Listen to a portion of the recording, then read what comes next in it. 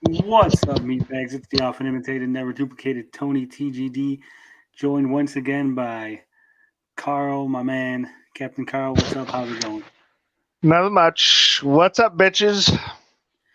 So today we're going to be talking a little bit about the Loki TV series. We're going to be talking about Intellivision copy striking me. We're going to discuss uh, the winner, the winner of the charity auction for the signed Amico dev shell, and we're going to ooh, discuss did they? why We're going to discuss why Yeah, Japanimation is the proper term and not anime. And anyone who disagrees with me will be banned from the chat. Now then, really? I thought it was anime, but what do I know? we'll get into that when we get to that. Okay, all right. But Sounds cool. Sounds let's cool. let's just start off. You got anything interesting to start off with, Carl? As we wait for people to fill in, how's your Got day my been going? absolutely great. Been playing a few indie games on the Xbox. Uh, which games in particular? Children of Morta and Carta. That's Carta.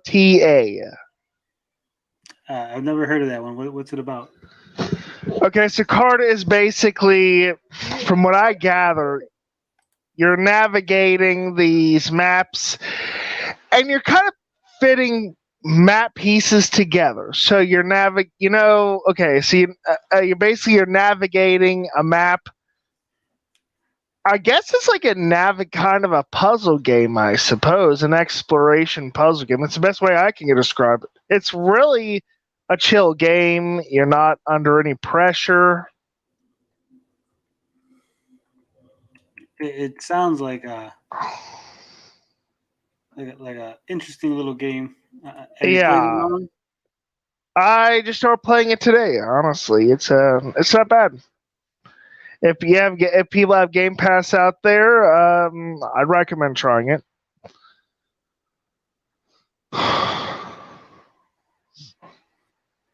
Well, there you got Kyle's seal of approval. Yeah, and I'm We really got some people picky, so filtering in now. So ooh, let me hit the chat. uh, now, Carl, he says he hasn't watched the Loki TV series. I have. I've No, watched the I first haven't, two but episodes. In my opinion, it is very, very good. I would give it a high B plus, possibly an A, just because there's so many references to the comic books. There's so many little Easter eggs, little hidden fan service things that I there really we enjoy go. because I am a huge Marvel mark, huge, enjoyer of the MCU.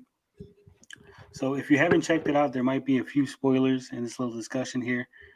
But Yeah, it's the thing is, as in my general experience, Marvel shows usually end up pretty well.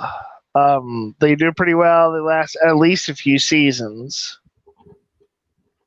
well, the Scarlet Witch TV show, the series on Disney Plus, that show ended very weakly. The first four episodes were really good, and then it just kind of went off the cliff. Yeah, I Hopefully, mean, yeah, hopefully, it's not. It doesn't always happen, but it does happen. uh, like I said, so far the Loki series is real good. You got Loki, who has been roped into joining the TVA. He's trying to fix the timeline, keep it going, because in the MCU there is a single timeline where all the events happen as dictated by the timekeepers, Uh and we're huh. getting and there's a rogue, what they call a variant, someone who's gone off the path of the main sacred timeline, and this person happens to be Loki, and he's going around killing TVA agents because it appears that he wants to somehow go back in time to the beginning of time and destroy the timekeepers. And in the second episode, we get a twist that the rogue Loki that they're chasing is actually the female Loki. So that was an interesting little twist, a little Wow, nod to that's the comic. That is interesting. And like I said, so far it's real good. They basically established that these timekeepers are so powerful that the Infinity Gems are nothing more than little desk toys for them to play with. Well, I mean, it does stand to reason that there be something more powerful out there than the Infinity Stones. It is real good. It is as good as the Falcon and the Winter Soldier, and I might say it's even better. Owen Wilson, Tom Hiddleston, they are a great pair. They play off each other real well. There's a lot of comedy, a lot of good conversation to be had. I don't want to spoil it too much, but like I said, it is a really good show. I highly recommend it. Pigsy says that Amazon Invincible on Amazon Prime is the best. I haven't seen it. I am not a fan of I don't Invincible. watch I don't read their comics. I don't watch too much TV, but I'll have to give it a try. P.O. Box Christmas says the show he's looking forward to is the What If series. It's going to be the best one. Uh, I've heard interesting things about it. I've heard that the particular what ifs that they're going to investigate or look at are going to be pretty interesting. They might upset a few people, but there's people that are always upset. Those people a little uptight anyway, so. Yeah, they really are. Any other further thoughts before we move on, Carl? Anything else you want to discuss about the Loki series? Not me. I mean, I don't watch many Marvel series, but in my opinion, they're more often than not they're pretty good.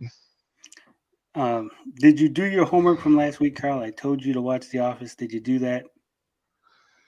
No, but I have seen a few Office episodes here and there, so I'm kind of well versed in what it's about.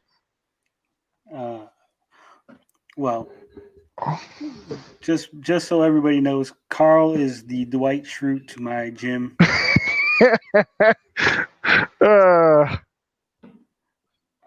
All right, so I'll take it as a compliment. Yeah, let's move on to the really interesting topic, the one that just dropped boy into my lap. It just so we did a reaction live stream to the Amico E3 10-minute video. And anyone that was here early knows that we started about a minute after start time because we were still getting things together. This is not a thing that we normally do. We're still getting all the players to come out. And so I put a GIF up. It was a GIF of a floating robot that's got an Amico head. It's got two controller arms, a little body. It's white, and it's got a little, like a trail of, I'll say, smoke or, like little puffs coming out of the back. And there was a little, loading on the bottom. Now, this particular image was found by somebody on Atari Age a while back. It was posted, quickly removed, but I had saved it when it came up. Apparently, this particular image is also in the leaked documents that people were found, and so the other day, several days after we posted the video, several days after the discussion was had, seemingly out of nowhere, I get a little message on my phone. It's from my Gmail account. It says, "You've been copyright claimed by Intellivision Entertainment." Apparently, they took issue with the first 30 seconds or so that showed off this particular GIF, and they were claiming that I, since it's my channel, I had illegally obtained this copyrighted material and that I was illegally showing it off, and it was not ready for public consumption, and they tried to copy strike me. Now, luckily, this particular channel is a journalism channel, is a channel that has ties to a journalism website. And so YouTube took the stance of fair use and told Intellivision Entertainment to kick rocks and to just deal with it. Now, me being the courteous person that I am, being so humble and so, just willing to help others and be the nice guy, I went ahead and I trimmed off that section of the video. So if you go back to the live stream, you're not going to find it. It's not there anymore. So this was about, I'd say about 5:45 my time that I did this. The strike was at about 5 o'clock, 5:30 ish. I don't really remember, but it was around there. So as soon as I got the strike and I seen that YouTube had said it was fair use, and I seen what it was, I said, well, it's not really consequential to the video. It's not really necessary. I didn't need to put it in. I just put something up real quick without thinking, trying to keep the stream going a little before we hopped on. So I trimmed it out, and then about 8 or 9 hours later, I got another alert from my Gmail account. I got a second strike. Now this copy strike was interesting because this copy, you see, the first one clearly said it was in the first 30 seconds. This GIF appeared, blah blah blah blah blah, whatever. Now the second copy strike claimed that the GIF appeared throughout the entire video. Claimed that we had used it through the entire video. Their material that was illegally obtained. They apparently had very harsh words for YouTube. I'm not going to go into it exactly into detail, but there was very harsh words, harsh language towards YouTube. No swearing, but it was clear that they were upset that YouTube hadn't removed it from the previous strike. But once again, YouTube took a look at the video and determined that no, this was fair use. The video was fine. It was not going to be taken down. No strike on the channel. Intellivision Entertainment, you can kick rocks once again. Now, I guess the guys over at Intellivision, they learned their lesson because there hasn't been a third attempt to strike the channel. I guess they realized that the GIF was removed. But here's the thing. Here's the biggest problem that I have with this. You see, the person that struck the channel the first time, the initial strike, he's an individual who works for Intellivision in their, I don't want to out this person, but this is what he handles. He handles this type of thing. Now, when there was a leak, I did contact, this is the person I contacted to tell that there was a leak and that they should do something about the site.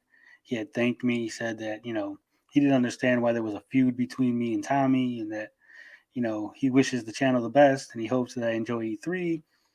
And, we had a cordial email exchange, or direct message exchange rather. And I thought everything was cool. So I figured, why wouldn't this person just reach out to me through the same PM chain, just say, hey, Tony, you shouldn't have put that on there. Could you take that off your channel? Blah, blah, blah. I would have gladly removed it. There would have been no problem, no issue. But he didn't even do that. He didn't even give me the courtesy to reach out. The courtesy that I extended to Intellivision, they did not extend back to me. This was very interesting to me. I found this very unsettling. Carl, what do you think about this? Do you think that they should have struck my channel? Do you think they should have reached out and asked me, to remove this before trying to get YouTube involved? Carl, are you alive?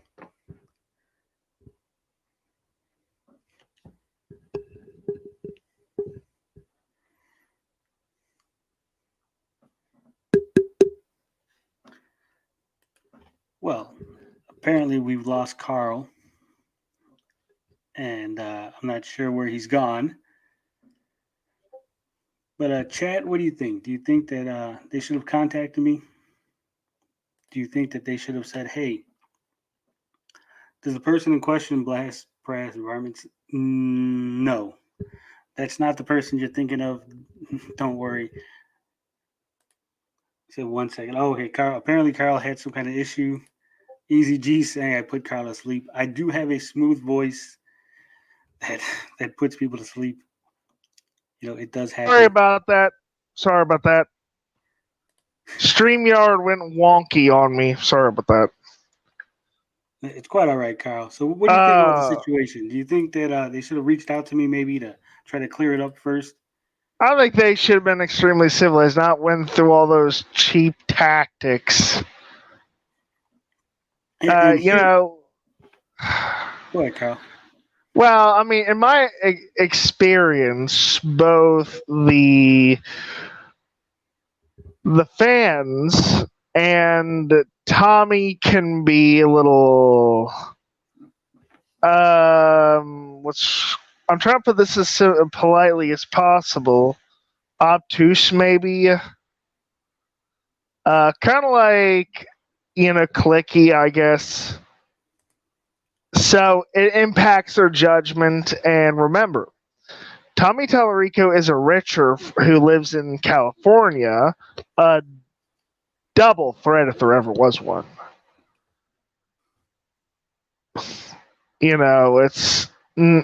So yeah, it's kind of interesting to deal with the guy. I mean, you've interviewed him before. You know what I'm talking about. Yeah. Like I said, I had a cordial, I had a friendly conversation with the Intellivision employee, so I figured, at least I'd get some courtesy back. Because I don't know, see, people might not be aware of this, but if you get a copy strike on your channel, they will not allow you to live stream for 30 days. That means this stream would not have taken place. And for 4 weeks, just about, we would have had no live streams coming from this channel, which is very critical.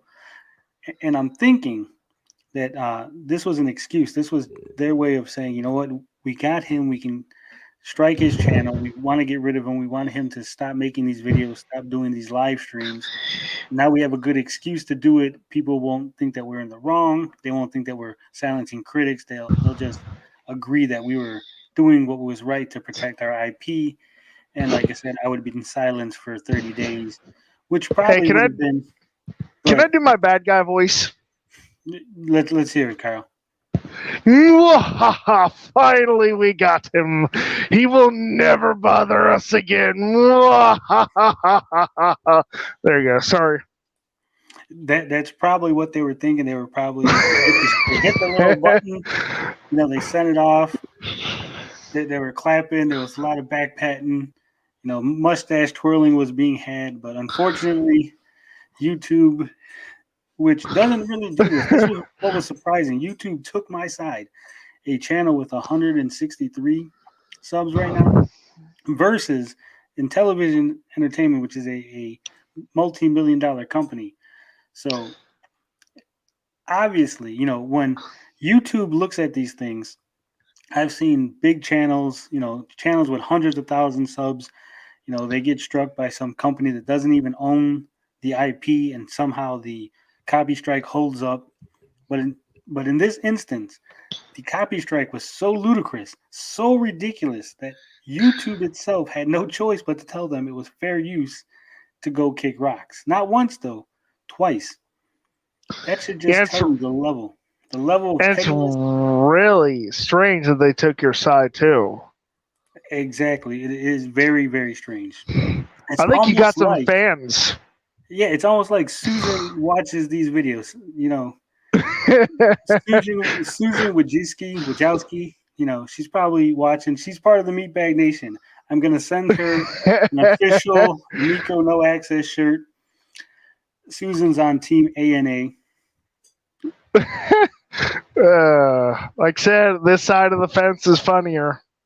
Like Tommy himself said, root for the underdog for once. Yep, they rooted for the underdog, and we won. Tommy says he never loses, but in this instance, Intellivision Entertainment 0, Tony TGD and the Meatbag Nation 2. Maybe there'll be a third strike. Maybe they'll try again, and they'll get slapped down again. The Miko is just burying itself. It's sad to watch, really. What CEO gets involved in internet drama? Tommy hasn't grown past high school. Yeah, exactly. I mean, everyone says that he should be more professional. He should be more like a true CEO, but he's not. He's always been a troll. If you go back, if you search Google, search Tommy Tallarico, G4 forums, there is a bunch of archives of Tommy pulling the same behavior back when he was on G4, back when they had some forums for his TV show. Oh, man, he is totally the kind of person who all the kids are talking about the most popular console in high school or something. And then he was talking about, like, the Intellivision. And they're probably looking at him like he had two heads or something. Or two faces in this case, I guess. Ooh, Carl, that was a low blow. That's true. Like I mean, I'm trying to be civilized to the guy, and he doesn't even act like I exist anymore. So, Well, Well, when it comes to Tommy, either you're 100% on Team Tommy or you are Oh the man, enemy. that's yeah, and that's one of the reasons I left. Is people are expecting me to be on their side, and I had my own opinions on things. $250 is a lot to expect people to pay on something like. Now, mind you, I don't think the guy's a con artist. I just think he's a really bad CEO. Yeah, I think that he has his issues. He's never had anyone tell him no. He's never had anybody really challenge him and tell him that his ideas were bad. They just kind of go with the flow.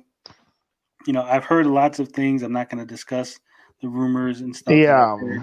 I've heard lots of yeah, no things about him, no rumor mongering. I agree with that. but I mean, from what I've heard, it makes sense in a way. You know, from his behavior, but it is what it is. It is funny though that he did go on quote unquote vacation right before they struck my channel, almost as if he could wipe his hands of it and pretend like he had nothing to do with it, like there was no decision going through him.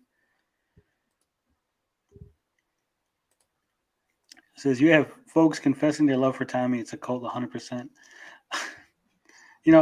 I started off saying it was a cult jokingly. It's just kind of a little dig at the way people behaved, but more and more it is starting to look like a true cult of personality.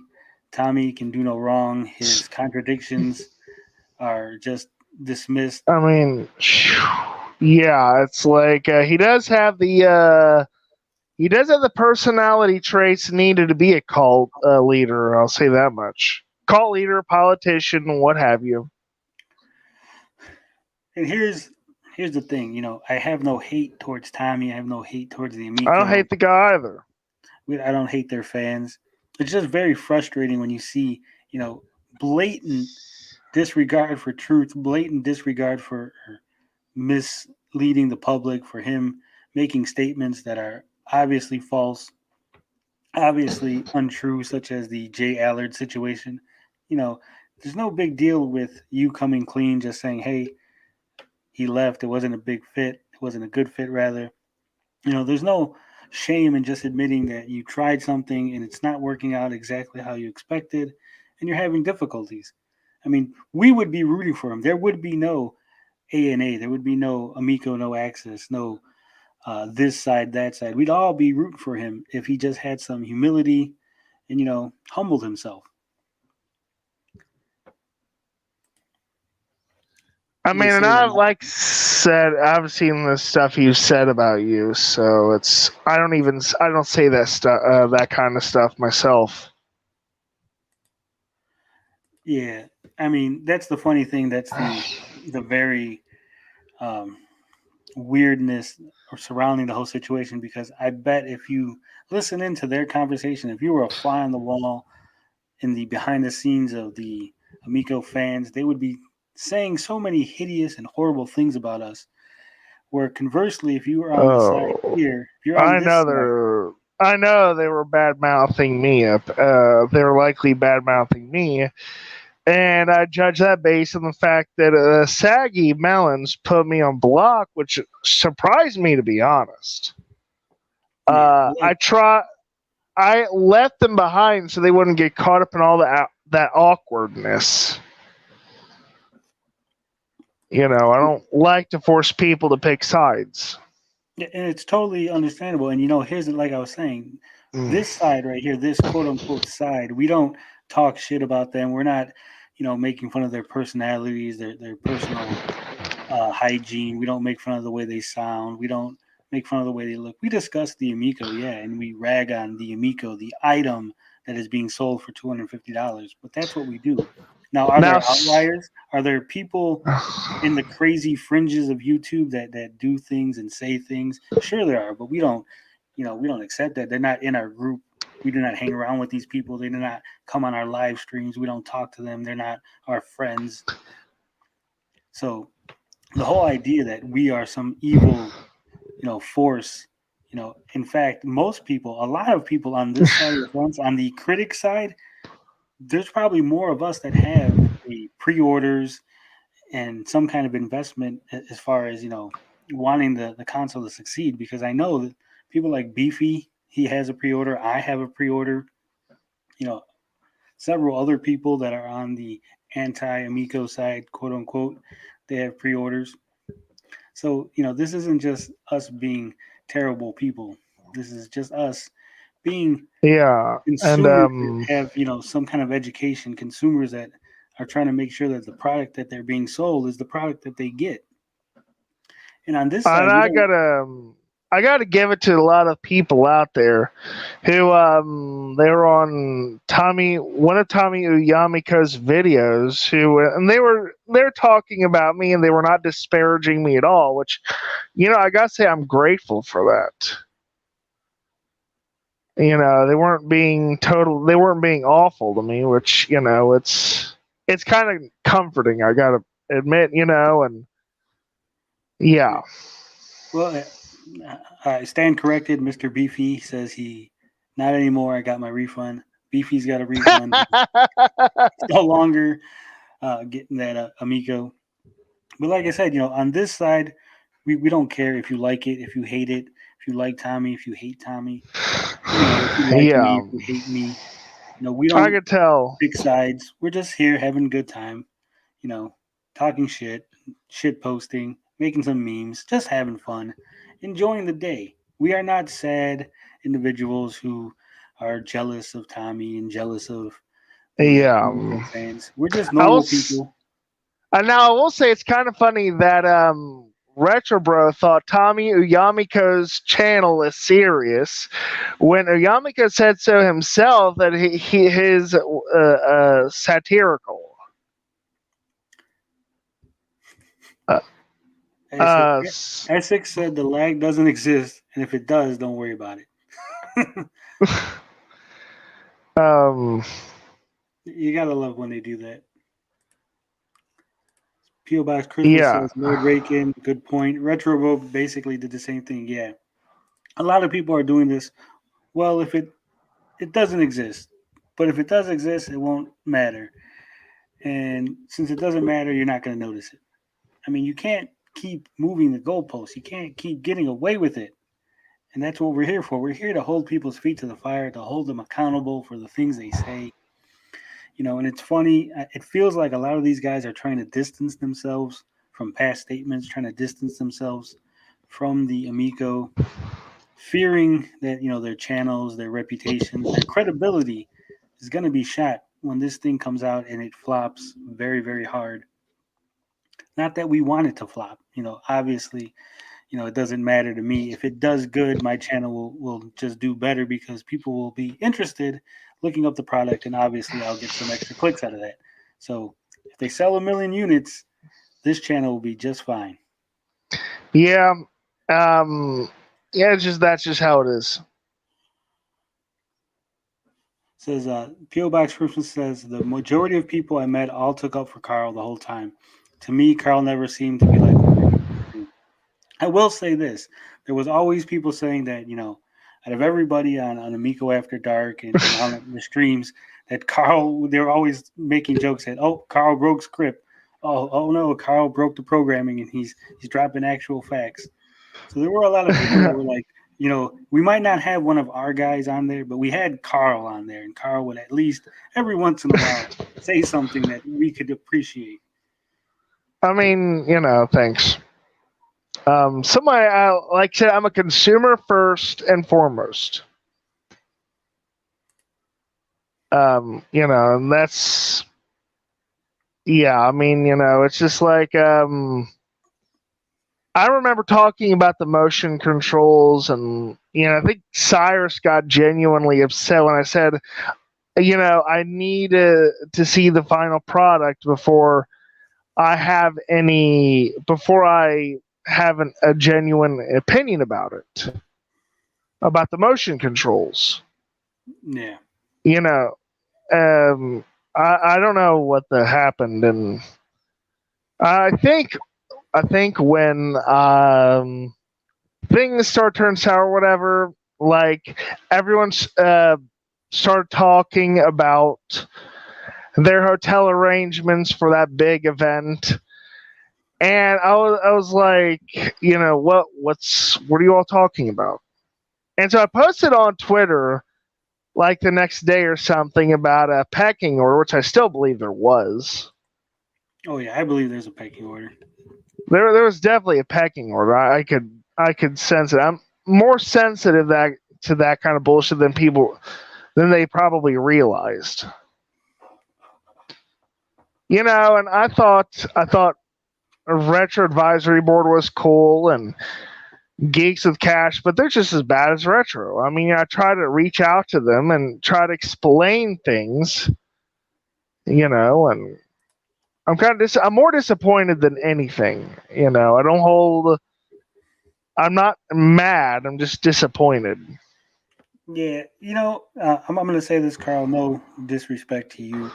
I'm just going to say I think that people they underestimate you. They have a certain perception of you in their mind, and so they underestimate you and they think that they could take advantage of you. And when you don't play along, when you're not playing ball, I think it really throws them for a loop. They're not prepared for a intelligent, educated Carl. They're I looking for mean, someone they I can don't know, string but along. I don't know about any of that. It just the way they were talking to me, it just felt kind of weird. Or I guess the way I don't know how to describe it. You Nintendo Rocks. know, He won't rest until he gets a hot dog. what? He just said, "I won't rest until I get a hot dog." I Oh, hope okay. you get that hot dog. Yeah. Pigsy says, if this thing doesn't come out in October, you watch how this will divide the Amico community. Some will say yes, stuff this, and it will leave the diehard Tommy fans. They're the Hmm. ones who are quote. I don't know. Maybe it'll come out.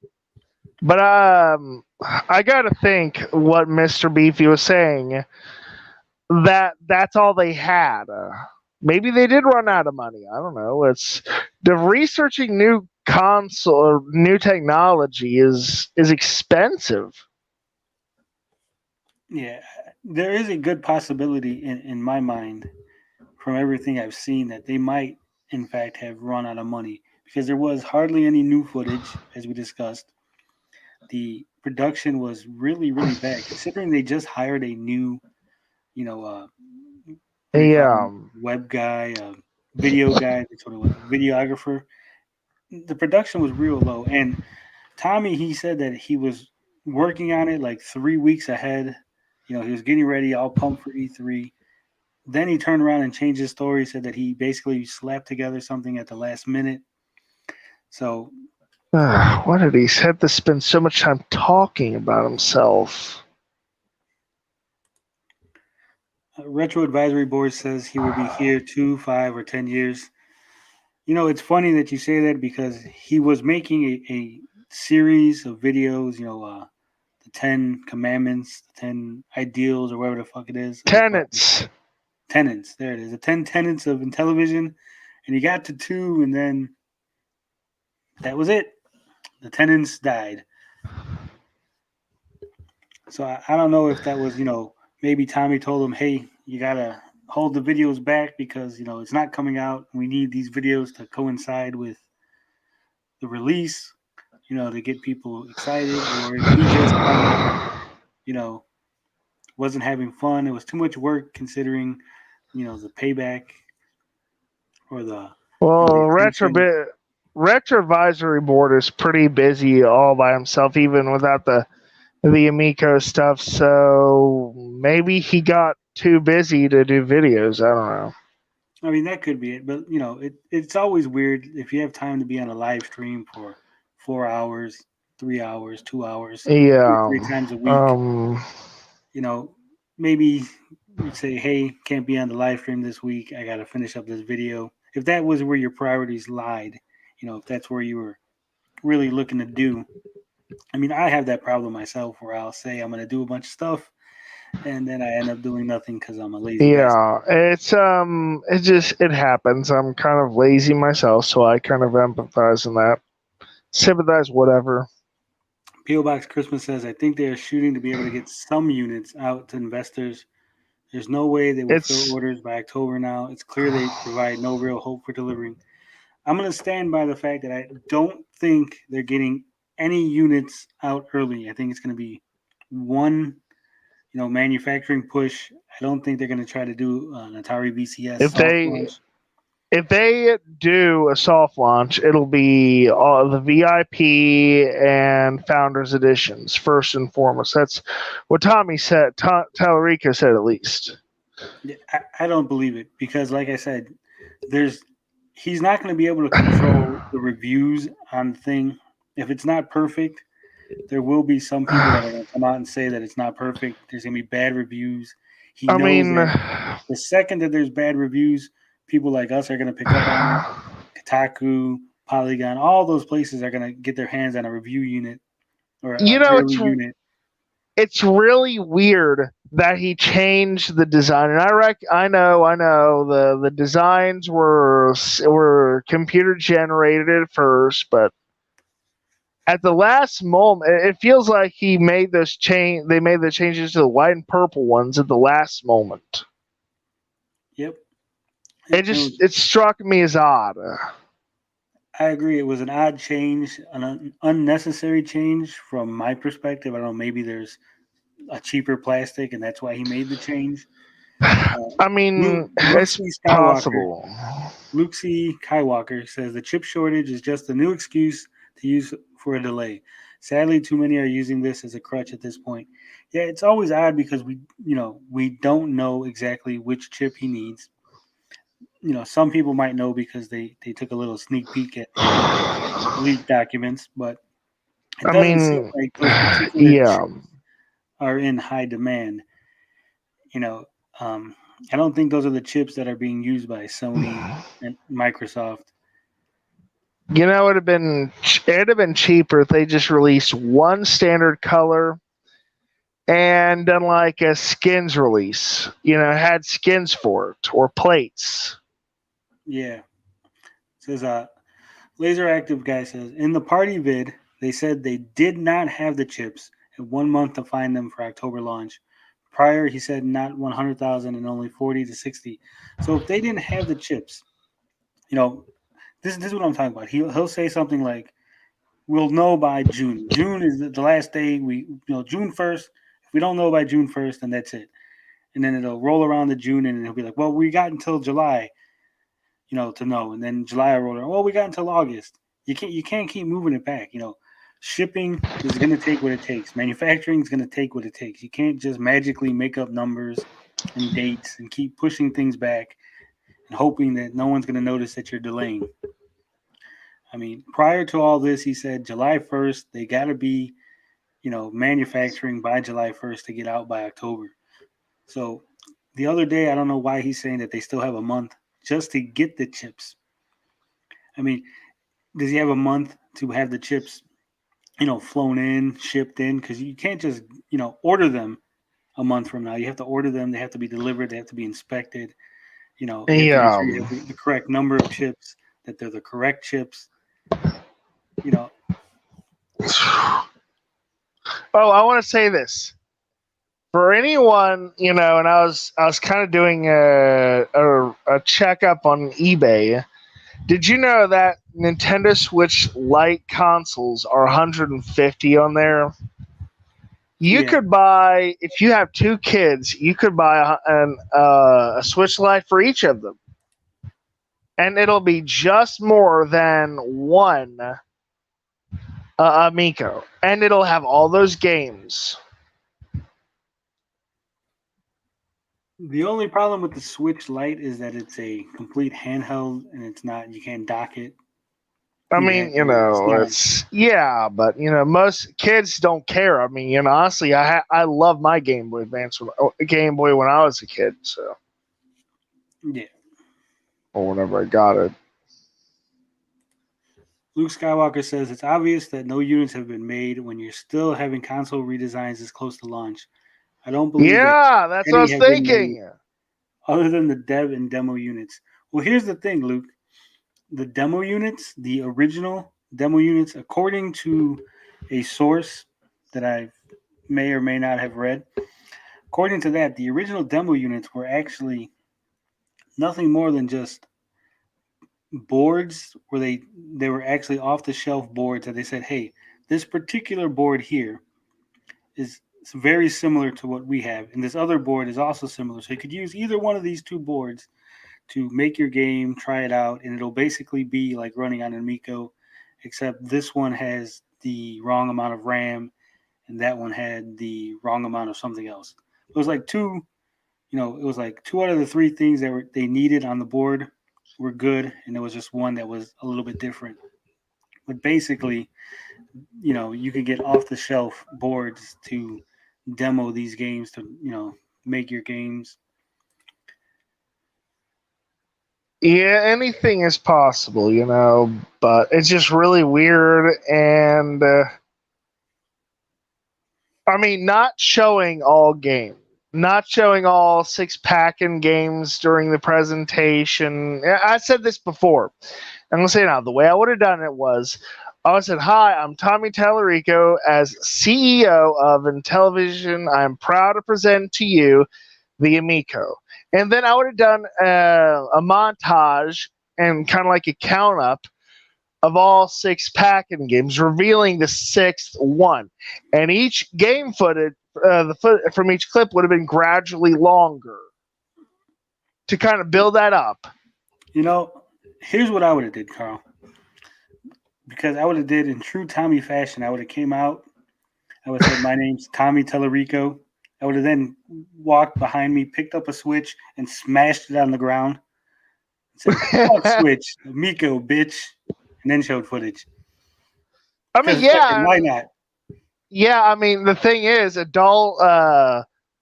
anyone who's not going to get grounded for using language is watching E3. Yeah. Yeah, it's not a bad idea either. I mean, and then I would have been in mind with, and you get all six of these packing games for free with each Amico or something like that. Says someone explain to me, how can Blaze release and manufacture Evercade during pandemic and also release a new system while Intellivision can't get parts for so long? Also, hi. That's an interesting question. There is a lot of companies releasing things. I was able to get a new cell phone, no problem. When I dropped mine the other day.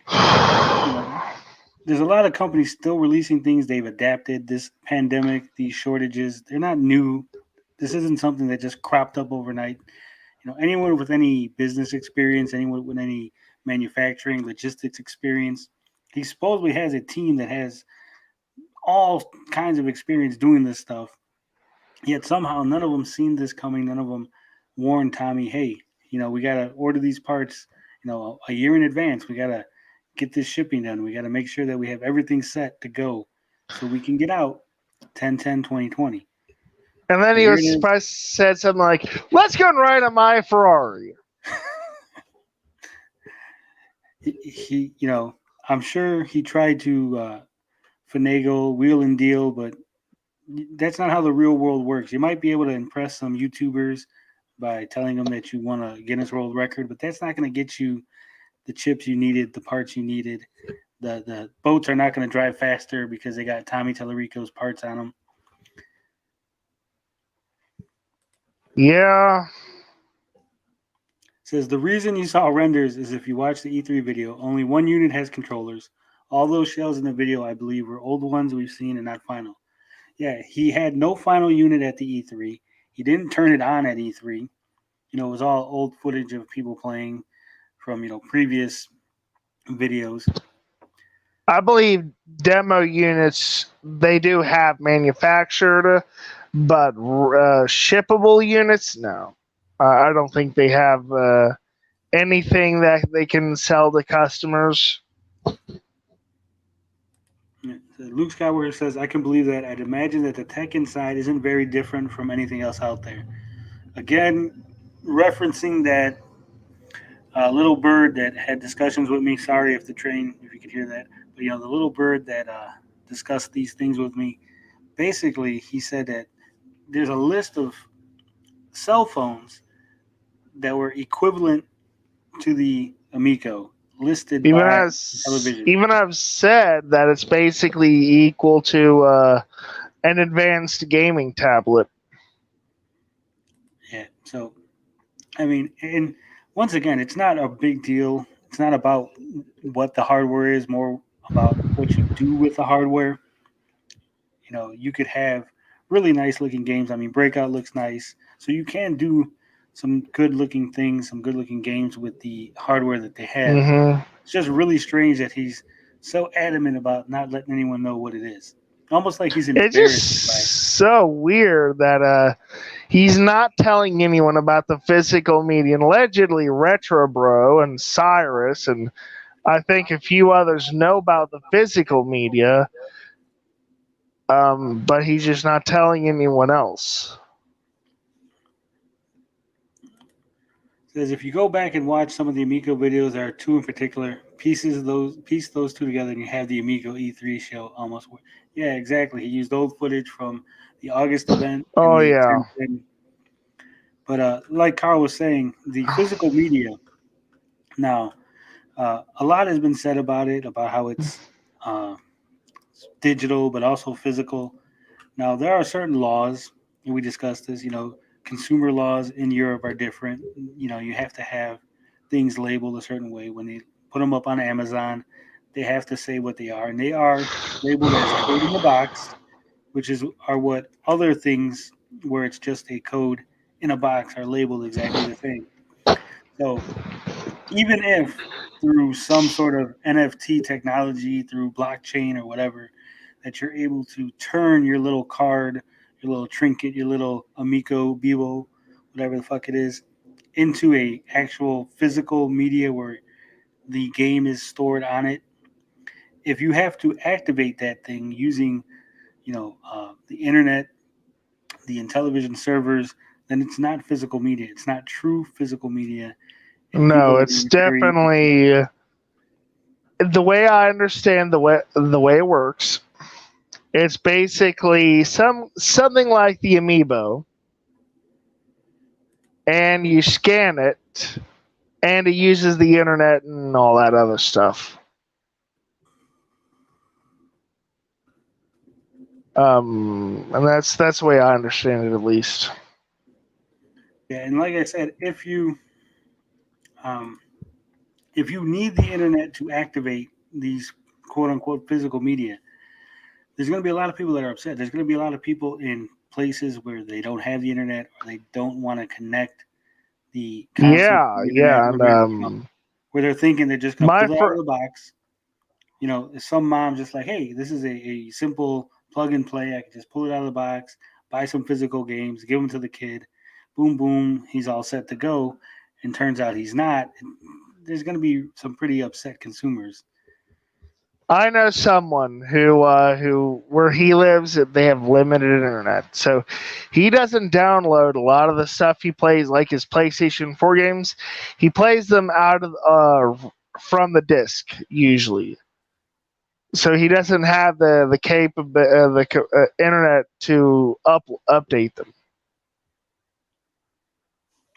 So yeah, that's a huge problem, and the internet based gaming for that kind of stuff. I mean, people are just now, I think, getting over the whole PlayStation 3 stunt where they try to shut down the PS3 store and a few of the others. And they realize how much they screw up. Say, okay, we won't shut them down right away. So I know they said that they have it covered, but what if they don't? Yep. I mean, he could say a lot of things. He could say that he's got it covered. He could think that he's got it covered, but that doesn't mean anything until I know what the hell he's talking about. Ninja Kitty says, "What up, mofo's?" Ninja Kitty, uh, um, it's my Get your unfortunate. ass on here now. It's my unfortunate obligation, duty to inform you that one of our fans, one of the members of the Meatbag Nation, he emailed me today. He said that Tommy and the Amico fans were giving him a real hard time in the comment section of YouTube videos that he couldn't go anywhere. He couldn't make comments on people's videos without people harassing him, bothering him. So he's going to be stepping back from YouTube. He's not going to be leaving comments, but he did want me to reach out to you to say hi. I did reach out to you on Reddit, so check your Reddit DMs. But like I said, he says hi. He's doing okay. He appreciates us. He's still a fan. He'll still be upvoting and liking our stuff, but he's just not going to be leaving comments, which I think is really sad when you think about it. Someone is basically bullied off the internet for interacting with people. Yeah. I knew a story where someone was driven off of social media, but that's because of the whole Harambe incident. I still think I agree with Lord Rakin. Emailing certificates is stupid. I think It within a is week, retarded. we don't use that word around here, Carl. Sorry, idiot. Idiotic. How about that? That's perfectly acceptable. But within a week, everyone's gonna basically have the file for it. Everyone's gonna be printing out these things. You'll see all kind of Twitter posts. No, well, probably not a lot. You'll see like 6 Twitter posts because let's face it, it's not gonna sell that many. But there'll I be a lot of know. people. There'll be people like me making jokes about, look, I'm the number one Astro Smasher from the moon, or number one Astro Smash from Atlantis. I'm the best Moon Patrol person from Jupiter, because it's going to be a silly thing that you can just download, probably be able to, Photoshop, change some things around real easily. I mean, I think someone made the joke that you could use PDN or whatever. I don't know what the name of it is. And just change your region whenever you hit the score. What if someone does that? What if someone use a VPN? Yeah, what if someone uses a VPN and gets the high score achievement for every country every month? That's some serious gating. Is that the right word to use? Yeah. Score gating. I'm gonna call it that. That's some serious score gating, big time. It's gonna be very silly. I don't think the competition is gonna be as fierce. There's not gonna be that many people participating in it anyway. Basically, everyone's gonna be the best from a particular region. Yeah, it just it's just crazy. I mean, it sounds like a nice idea. Don't get me wrong. It sounds like a nice idea, but what's to stop people from making up their own official printed certificates? Yep. Ninja Kitty says, also, what are the odds that Intellivision will be hosting the online servers, and how easily quick it would be to hacked into? Yeah, that's a good point. Not just that, but I mean, are they going to have servers? Are they going to have leaderboards for every, Astro Smash is drop in, drop out. Are they going to have, as soon as someone drops in, that's it? The score is no longer valid. The Amico is no longer going to register it. It's only single player. Are they going to have separate scores for 2 people, 3 people, 4 people, 8 people? Exactly how are these scores going to be calculated? How are you going to know that, they were on easy mode, or they were playing on hard mode, or, Hey, Mr. Beefy mentioned a good point here. He said he doesn't think he wants his kid's location broadcasted. Yeah, that is another good point. You're going to have your location broadcasted on the internet, on a leaderboard. They haven't even talked about that kind of stuff. Well, they haven't even talked about what sort of, are you going to have to use your real name? Are you going to have to, like on PlayStation, I have a PlayStation account name. But let's count how much stuff they have not elaborated on the Amico.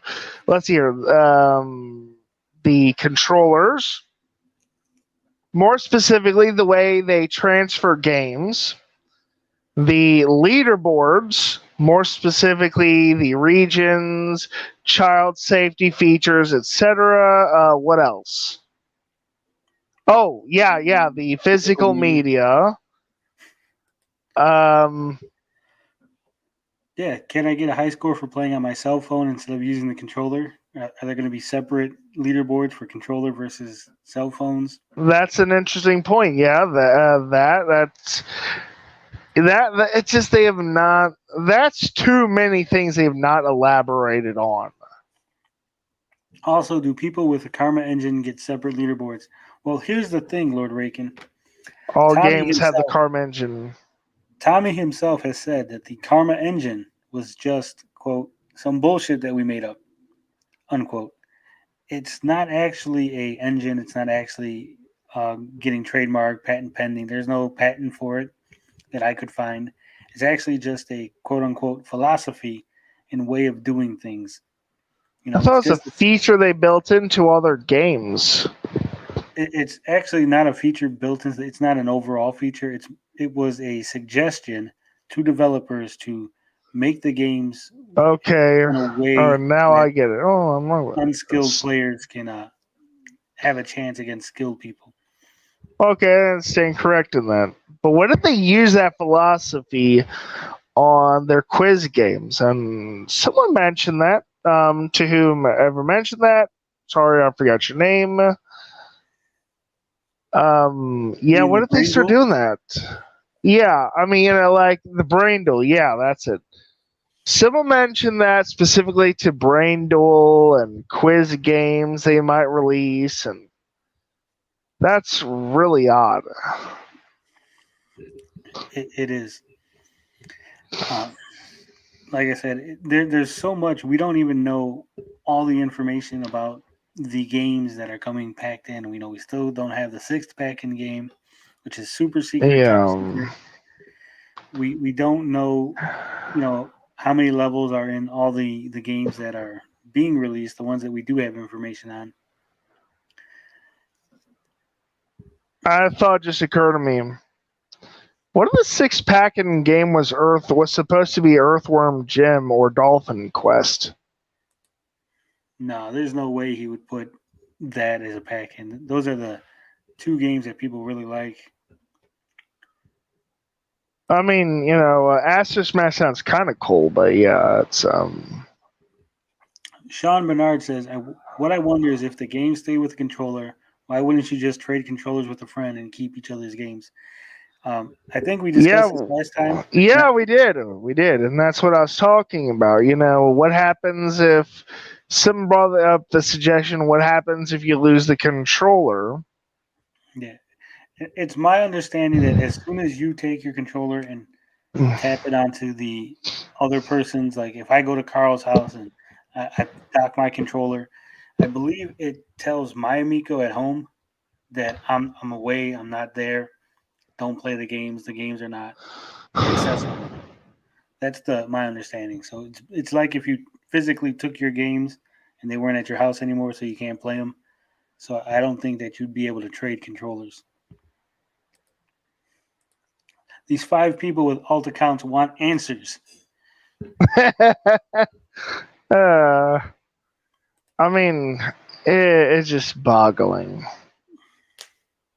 It really is. There's so many things and so many variables. And anytime you ask a question or you have a concern like this, like, hey, what if I do this, or what if he just says, don't worry about it, I got it under control. We know what we're doing. Blah blah blah blah blah. I I mean, think the shoot, six. why don't he? What doesn't he just say? I know a guy. My uncle works at Nintendo. Luke Skywalker says, I think the six pack in that back talk game. Tommy's live video the other day referenced it. Had Jason Page in the video. He said the sixth is a party game. I believe that'll be the sixth game.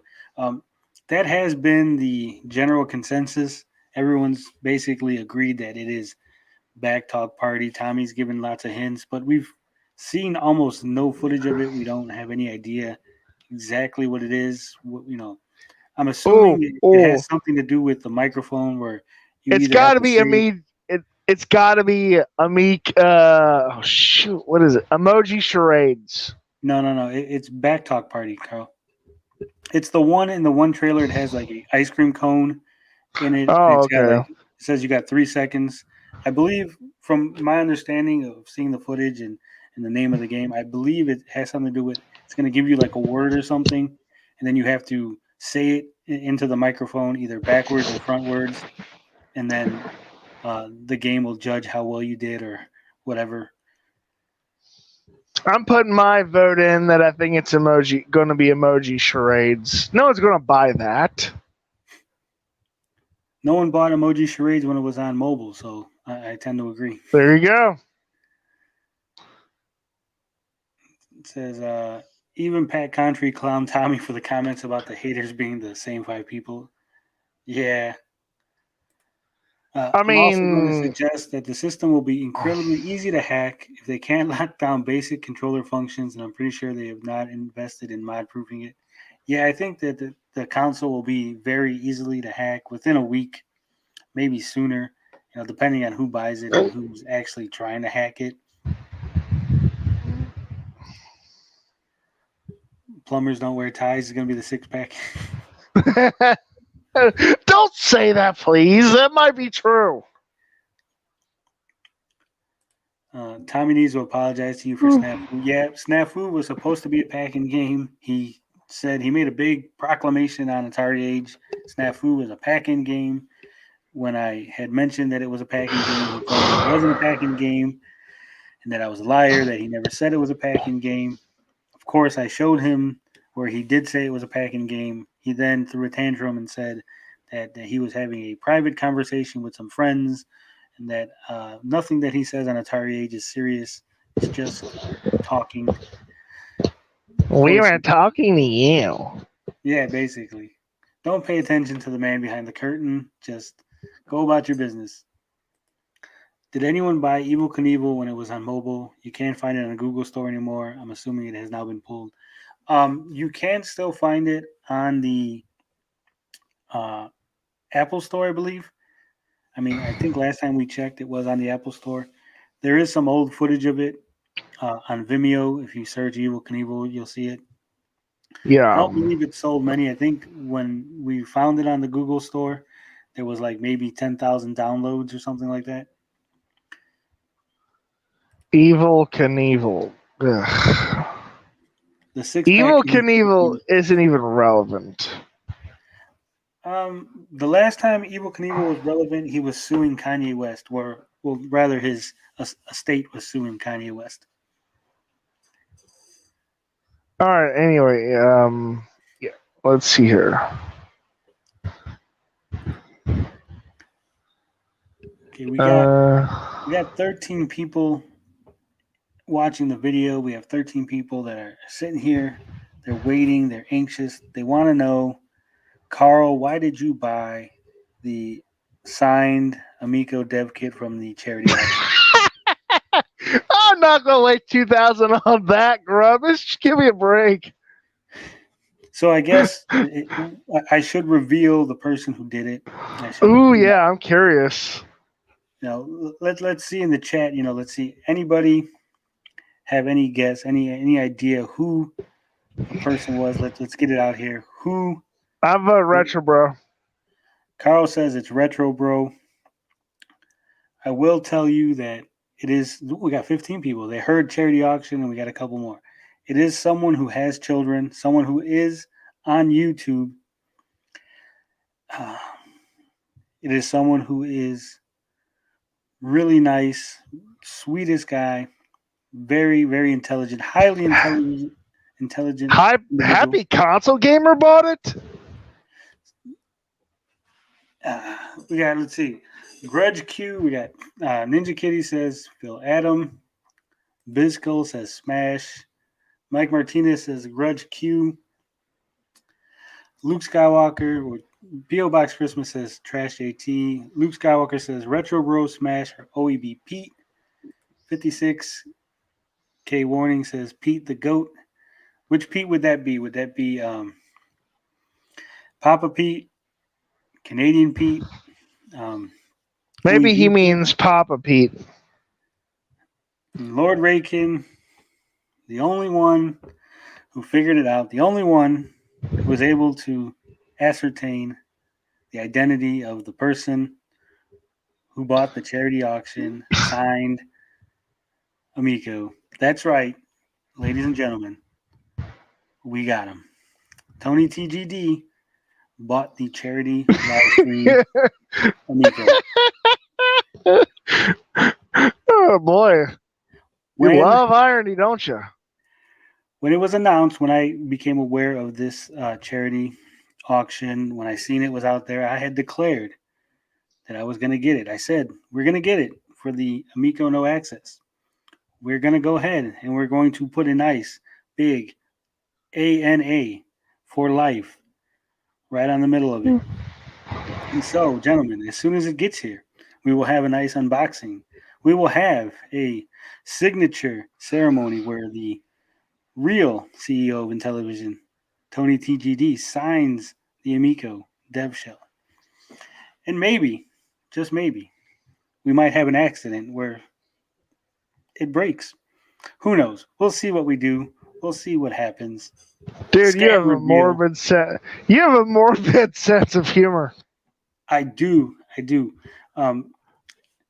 We were thinking, I was discussing this with Sidekick Max, and we were thinking of tying the Miko dev shell to a chair and filming like a hostage video with it. But I thought maybe that might have been went too far. No, that's a little too far. You don't want to get your channel taken down or something for that or whatever. Look what happened with Kathy Griffin and the whole Trump head incident. Yeah, I was also thinking that we have a train track next to my house that I would dress up the Amico. I would put a dress on the Amico, maybe like a little blonde wig, tie it to the train tracks, get a little Snidely Whiplash outfit, film in black and white, and do a little skit like that. These are just thoughts that went through my head. I know what you should do with it. I think you should put a bunch of fireworks on it. 4th of July, light it up, let it go. That could be. I mean, fireworks are kind of illegal in my city. Oh, okay. I didn't know that. And I do have some of my neighbors are fire departments, and some of my neighbors are police. You could always put it in a get them.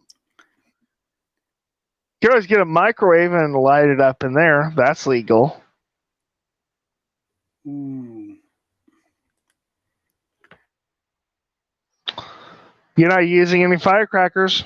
No, that we're all clear. Just so because I know there's people watching. There's people that are sitting there, soak my feet in it. Yeah. All right, VG. We'll see you. Take it easy. Now, because I know there's going to be a lot of people that are casting doubt upon me that are saying, Tony, you're a liar. No way that you did this.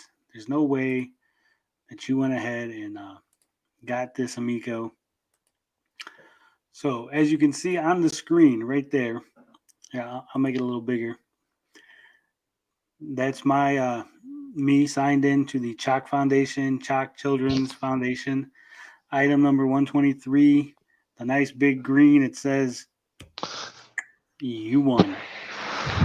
Hashtag we got him. So there is no doubt. There is no lie. I'm not here tricking you guys. I'm not just saying these things. I mean, why would you make that up? It's totally stupid to lie about spending $2,000. It would make you look like the biggest dumbass in the world. Especially when someone would have called me on it and probably revealed that they really had it instead of me. But yeah, that's pretty much true. Just keep it for the lulz. I think. Yeah, why not just keep it for the lulz? Even better, I tell you what, you should do an intro video and have that as the centerpiece. Then I could do that. I could. There's so many things that I could do with this. Proud of you. Children's charities are always a great thing. Yeah, that was. I'd say like 60-40, the motivation for go ahead and pulling the trigger on it. You know Most what you got charitable to for this. do? You know what you got to do? You have the shell. It's your duty as a journalist to test the limits of that shell. To give it a proper stress test. Yeah. You got to give it a proper stress. This thing is supposed to be the shell of a kiddie-proof console. It's your job as a journalist to test the limits of that thing. Well, I could do a few stress test videos, see how it works.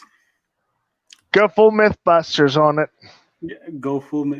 There it is. Pigsy says, "Is a Raspberry Pi? Put a Raspberry Pi in it." Ooh, I like that.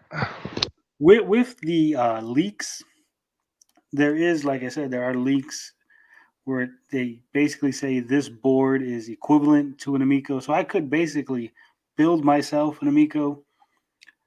I'm sure I could have someone like Kev Triff slap me together something that. Yeah, and add fighting games, role-playing games, and shooters.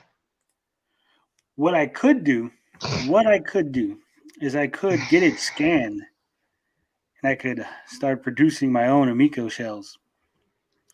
That's true. That's completely true. That would be very interesting. Turn it into a beast of a machine that bypasses the Amico. I will gut my PlayStation, and I will put it inside the Amico. Which PlayStation? The first one, the year 4? Right now, I got the 3, 4, 5, and the 2. I don't have a. You know what? I think I got a 1 somewhere in a closet. You can buy You can buy PS1. They're not.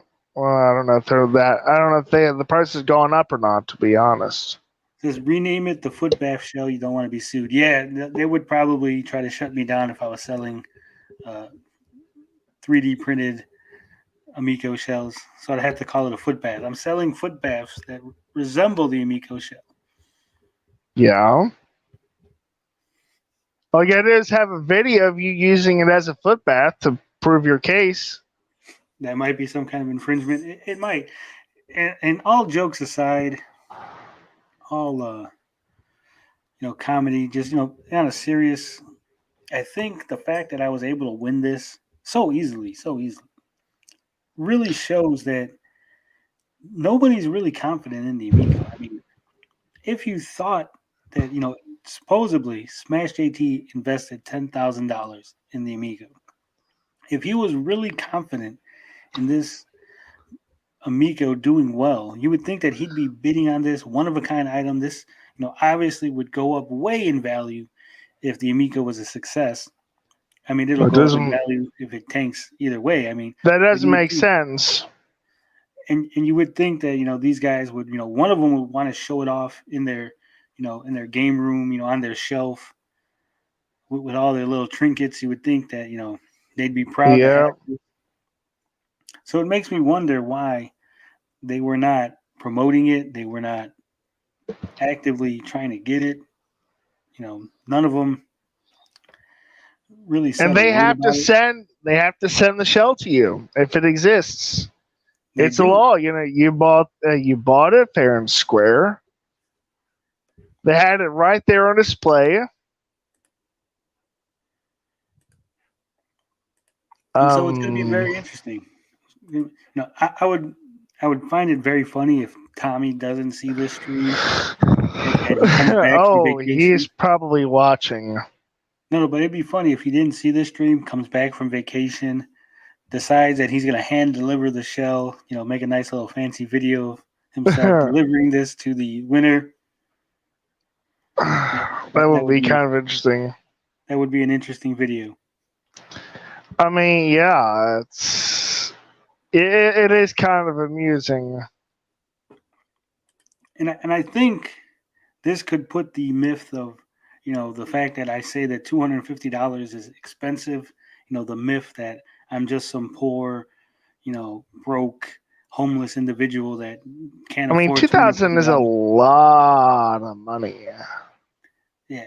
So, the idea that, the 250 being expensive is because I'm just poor, I think that idea has been squashed now. I think we can all agree that it's actually a consumer concern and not really I just have no money because I'm a broke ass concern. I mean, it's 250 is a lot of money for consumers with a limited income. It I is. It mean, is. I'm the kind of guy who, like, if I like something, I mean, yeah, my income is limited, but I'll go on like QVC or something because I can't pay for it all at once. Boom, I'll do the easy payments. I have no problem paying twice the price if I think something is worth it, which is what I did with the Xbox Series S. I have no problem putting the money down if I think something is worth it. Luke Skywalker Tony says 250 is too expensive, then throws down 2 G's on an empty shell. Well, I here's mean, he the did thing. it. It's charity, for one thing. Yeah. Well, here's the thing. When the charity was announced, I was very much under the impression that this thing was going to go for a lot of money.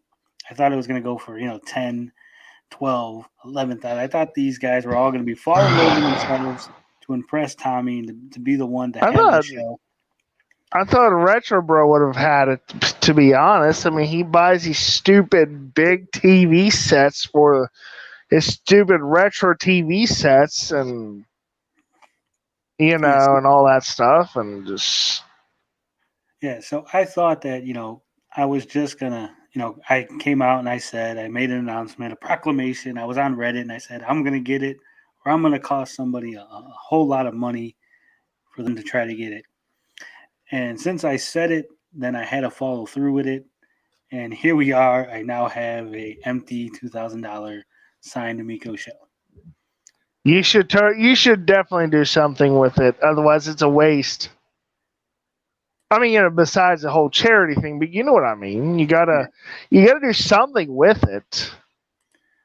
Wu-Tang Clan would be proud of Tony. Tony's for the children. And Wu-Tang Clan ain't nothing to fuck with. Yeah, I mean that's a pretty hyper civilized thing to do, and I respect that. Yeah. Like I said, I think I did it pretty much out of pettiness. It's okay to be a little petty. As long as you're not being petty doesn't hurt anyone else, it's okay to be petty. That's my general opinion. So there it is, folks. It says, were you trying to bid up the price and got stuck with the high bid? Sort of. I did have a limit. 2250 was my limit. That was the upper. I thought, like I said, I thought that there was going to be somebody that was going to outbid me, and that was going to be the end of it. But no one did. I got it for 21.25, and I'm not stuck with it. Like I said, I do have plans. I did have a game plan going in as to what I was going to do with it, what videos were going to be made. So, Sidekick Max might not have to go to college, but That's getting a lot of people that didn't go to college who are just as happy. I'll just point to the Amico shell and be like, that's where your college fund went to, Sidekick Max. I mean, he can get he can raise the funds to go to college if he really wants to. It's not that big of a deal. No, it was just a joke. Yeah, I know. Dipped into the college fund, yeah. But so it is coming. It's on its way. I am definitely going to sign it. I'm definitely going to put some ANA on it. I was thinking of maybe getting a webcam. So when I do these live streams, I could put the webcam on the Amico shell. Hey, that's not a bad idea. Or build like put a webcam into the shell. Says Pat would probably put the Amico Tony TGD edition on the podcast. Yeah. If you're watching, Pat, you're free to go ahead and put this segment, announce it, let them know, let the world know that the haters went ahead and bought the signed shell. Says, wonder if they let them keep it and then stick the guts of a working system in it for another 200. Well, I do have an Amico on pre-order. Someone asked that on Atari Age if they would be able to put a working Amico in it, and Tommy said that you could swap the shell on the regular Amico with the charity shell, but you would have to, I think he said tape or maybe solder or hold down the power button, because I guess there's like one part that's missing that's not inside because obviously it's empty. I like the idea of turning it into a Raspberry Pi device, to be honest. Says Tommy will probably give all the shells signed shells now. Yeah, that would be funny if he went and watered down the market and everybody got a signed shell. Yeah, I mean, it's just one of those things. P.O. Box Christmas brought up a good point. I didn't even think of this. Says, man, how funny is it that you donated that money to charity in Amico's honor and they're trying to get your channel canceled? Man, does that make them look like an ass? Makes him like a huge ass clown. That's all I gotta say about it. Yeah, I mean, so for whenever Tommy talks about the money that they raised, the money that they donated, that Intellivision raised by donating this shell, when he writes off the amount on his taxes, and they can't say you made that up, that they try to get your channel canceled, because they usually tell you who filed the complaint or copyright strike or whatever. They tell you that. They do. And it's two different individuals. They both work for Intellivision. They tell you that. So it's not like he can just make it up. I mean, that's verifiable facts. So anyway, yeah, it's it is, like I said, when he's writing it off, Tommy, if you're seeing this, when you write off the $2,125 that you donated to the Chalk Foundation, that's the value of the item due to the auction. You just remember that your old pal Tony TGD, he's the one who got you that money. Yep. Shells for shills or shills for shells? Either one. I like shills for shells.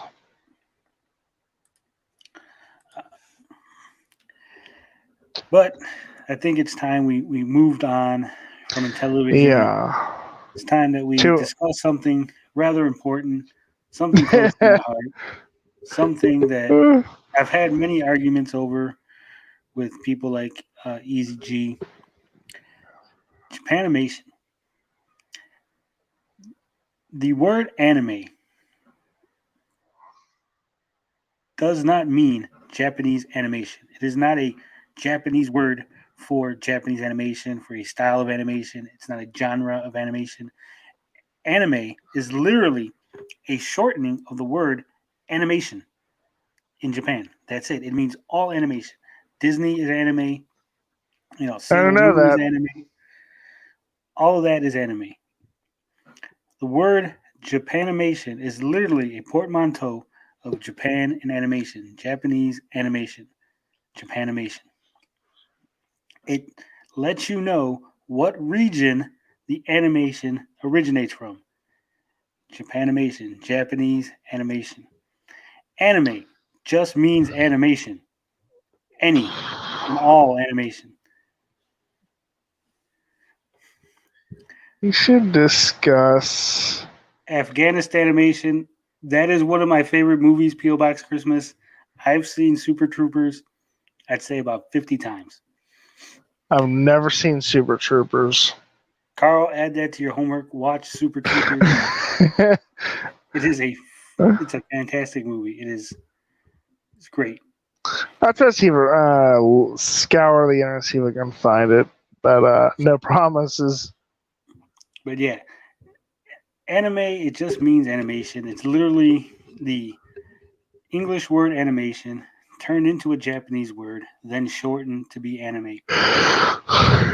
It literally doesn't mean anything other than that. People who think that anime is a style, it's a genre, those people are idiots. Those people are incorrect. I've And the heard I've heard the word Japanimation before. I've heard it once before years ago.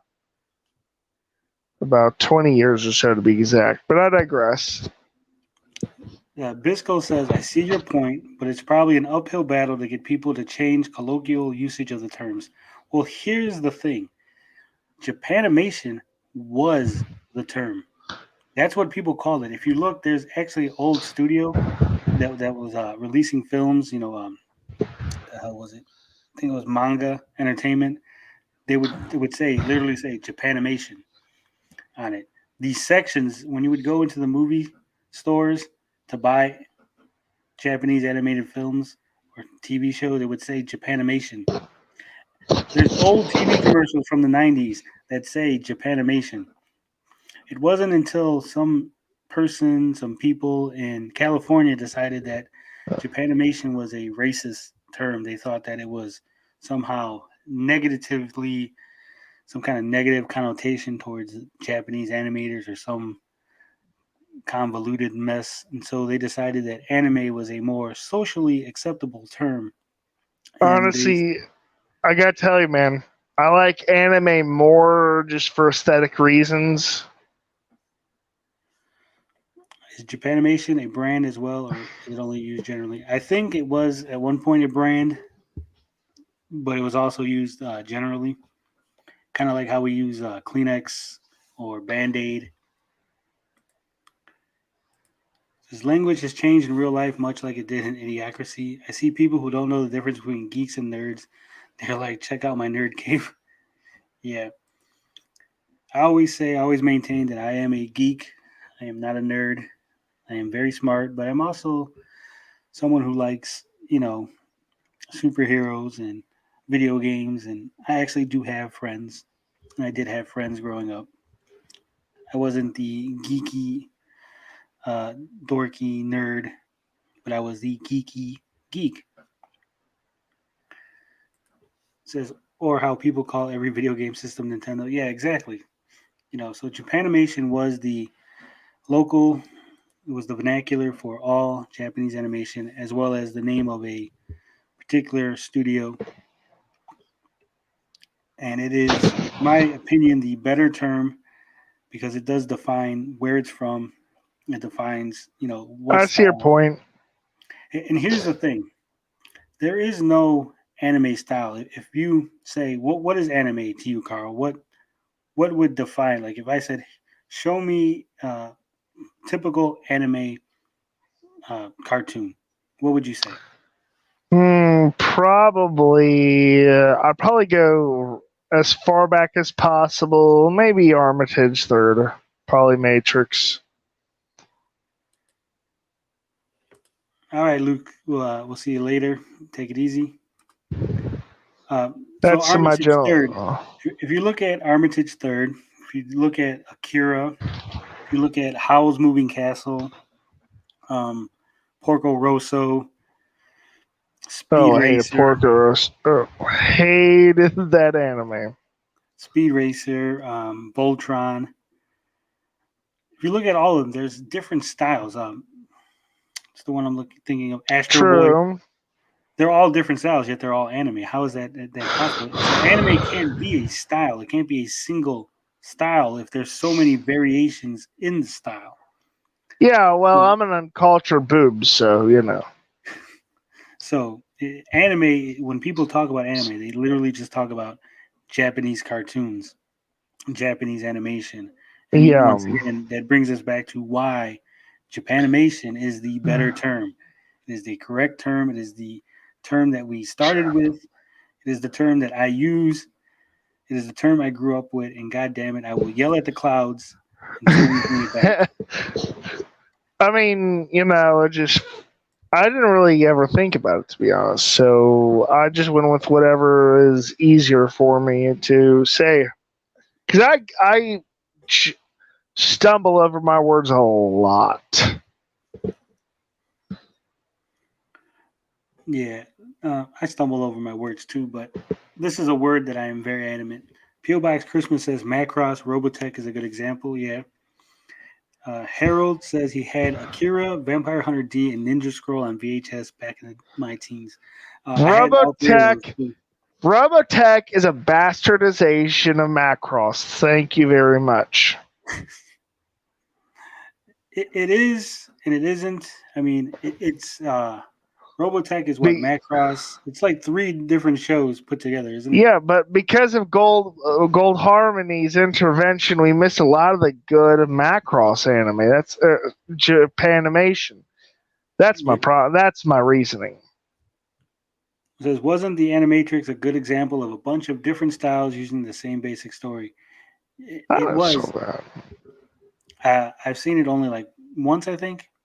It wasn't that good, but there was several styles within the same movie, and I believe I'm not 100%, but I believe that at least one of them was not animated by a Japanese studio. It says Harold, me too. Ninja Scroll was my all-time favorite. Ninja Scroll is pretty sweet. Ninja Scroll is good. I really loved Fist of the North Star. I loved that growing up. Oh yeah, I watched that too. And now a lot of people might not know this. Those who don't go to the website, the geekgetaway.com. I started to do a series of posts on Japanimation. It was called Friday Night Japanimation. And the premise was that, when I grew up, when I was a teen, one of the local stations decided to start playing Japanimation on it. It wanted to get some ratings, I guess, and it decided to throw Japanimation movies on late at night. It was like 11, 12 o'clock at night on like some weird channel, like channel 52. And they would put on whatever they could find. Any Japanese animated movie they would throw up on there. And for Sci-Fi like, Channel did that too. but here's the thing, Carl. For like a month, they were playing basically. I don't want to call it hentai, but it was pretty damn close. Okay, so things like Wicked City were on this station, fully uncensored. Like they didn't have any idea what they were putting on there. So when I was a teen, I saw Wicked City fully uncensored on local TV. This is actually a pretty good movie.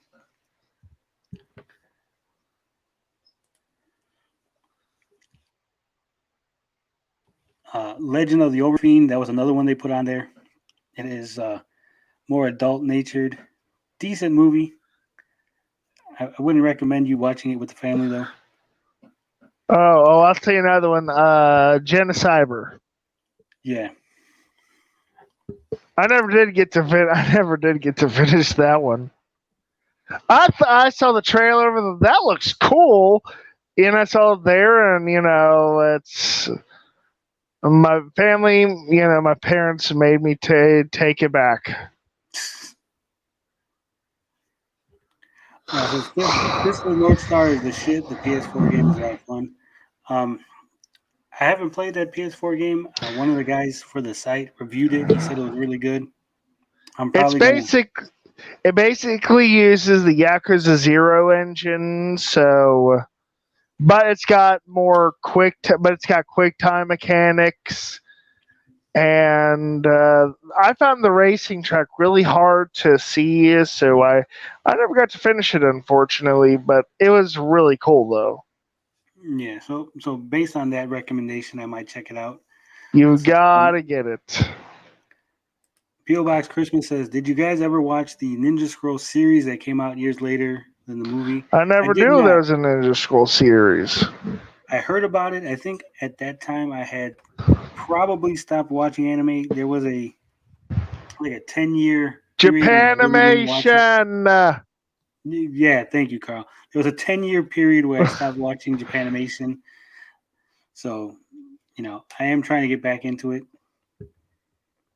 I threw a few suggestions his way. Says, I think you should give the shout to Captain Carl since he has supported both sides of the Amico. I mean, I No, could you don't cut want to that give it bad to boy me. right in half. I should cut it up and sell pieces. I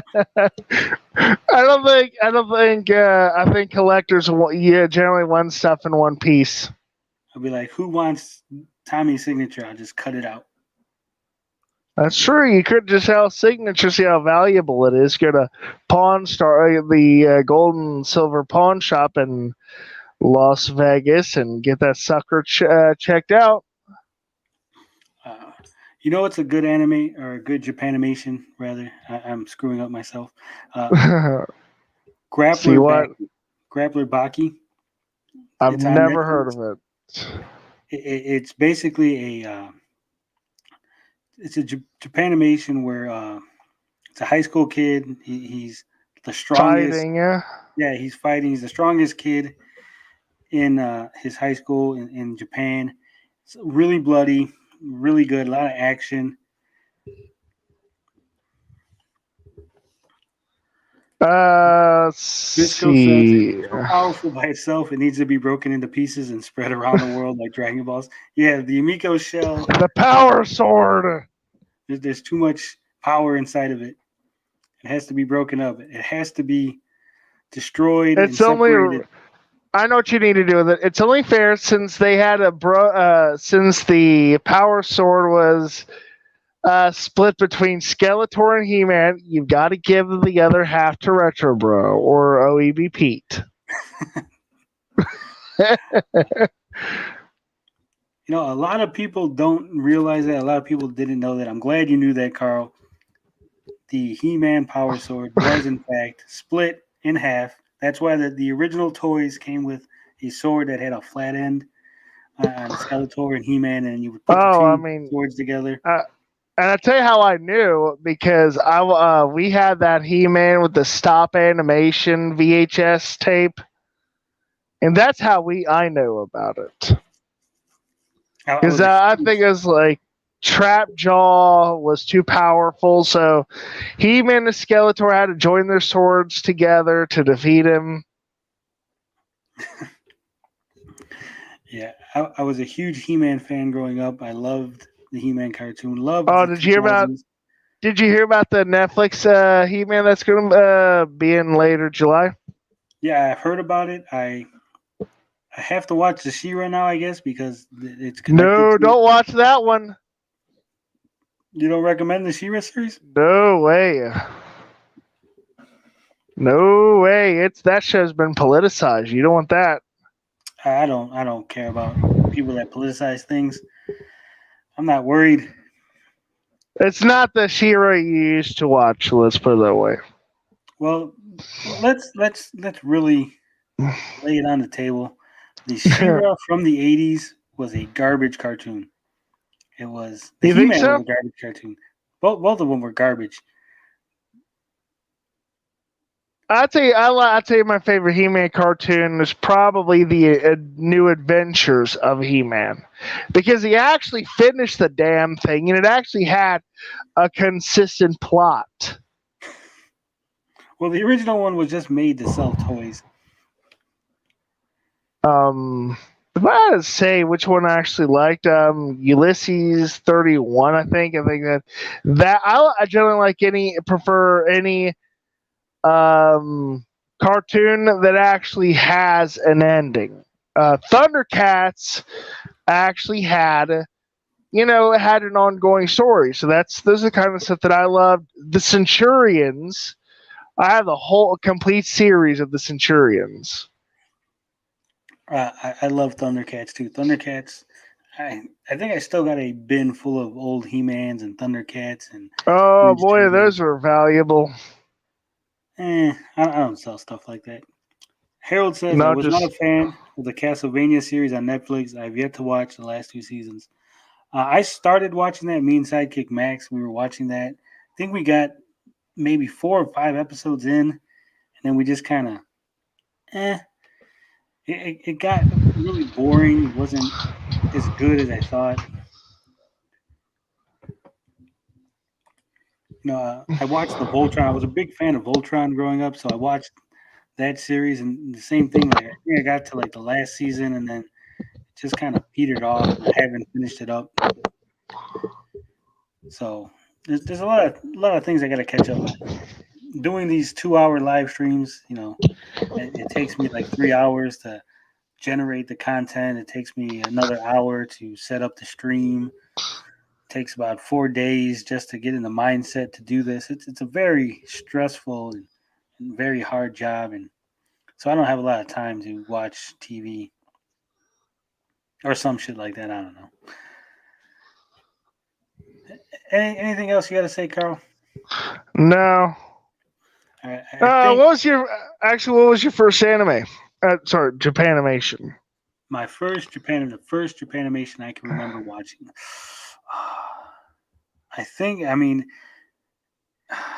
I believe it was Speed Racer because my father was a big fan of Speed Racer, and he actually gets really mad when I point out the fact that Speed Racer is Japanimation because he always calls it those silly Japanese cartoons you guys watch. So when I point out the fact that Speed Racer that he loves and that he was very insistent that we watch growing up is actually Japanimation, he kind of gets aggravated. But I believe that was the Oh. first one I watched. No, I don't have anything else. All right, so this first episode, this first little gabbing with geeks, little experiment that we're doing here, I want to end these with some Q&A.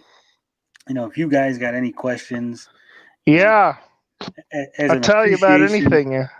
as an appreciation for sticking with us through this hour and 41 minutes and putting up with my voice, though it is sexy, silky, and dripping with honey. And For mine is you, the exact opposite. no, Carl, you got to come up with your own thing, Carl. I can't give it to you. No, it's cool. It's cool.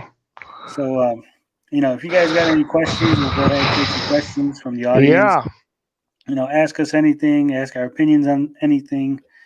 If not, we'll just go ahead and end it. Yeah. Nintendo Rocks Forever says, great first show. I think it was pretty good. This particular thing, when I decided to start doing this as a weekly show, I think it was like already Wednesday.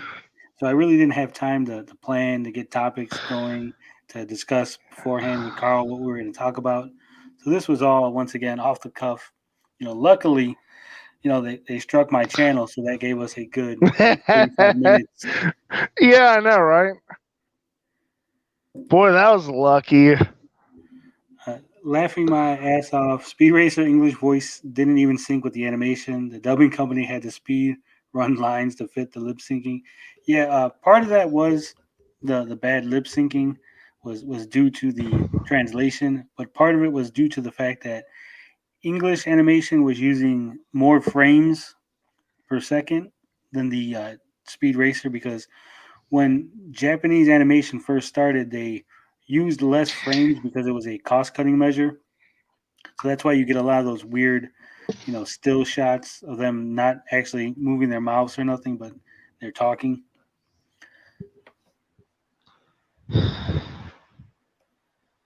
All right, anyone got any other questions? Harold says, I'll say I didn't feel like my time was wasted watching Castlevania like it was watching the 3 animated Godzilla movies.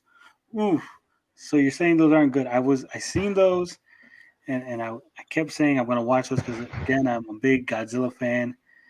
Huge Godzilla fan. Love the rubber suit. Bring back the rubber suit, damn it. Forget the CGI. I want to see a guy in a rubber suit drop kicking other monsters. But I saw those and I was like, you know what? I should check those out. They're on my to watch list.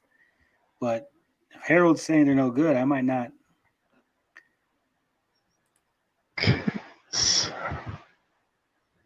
There any good sources? It says, are there any good sources on Neil Patel as it relates to the Amico? Been trying to look into the Fig Republic grift more. There is a video. I'm not sure if I still have the link. I might have it somewhere, but there's a video where Tommy recorded it, where him and Neil Patel are basically doing an investor pitch, and a lot of the things said in there's some maybe misleading information, some out of date information. It's hard to tell. I don't have the exact date when the video was filmed versus when the video was premiered or shown to people, but I have a relative time frame for it, and it does seem like some of the information in it is incorrect or misleading. So, if Carl, if you would talk about something for a couple minutes, let me see if I could dig up that link. Okay. Well, y'all want me to talk about anything specifically? I mean, I could talk about my Xbox bundle. It basically came with a free voucher for a $25 skin. It's the Series S, and it comes with a sweet dock for it's like a charging cradle, and it lights up. There's a green line across it. And that's kind of cool. It means I don't have to buy batteries, so that's really awesome. How are you loving that Series S, Carl? Oh, fantastic. It's exactly what I wanted. I subscribed to Game Pass, so I just downloaded a bunch of indie games, and there you go. It's a lot better than what's in my actual Xbox library, that's for sure. So what games have you been playing recently, Carl? What have you been? Let's see here. I've been playing Carta, which is basically like a puzzle game. You're basically putting map pieces together and exploring, and I'm still trying to figure that game out. And another is The Children of Mortar, which I guess is like a dungeon crawler, maybe.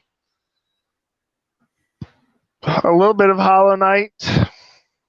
And that's about it. Just tell you what's in my...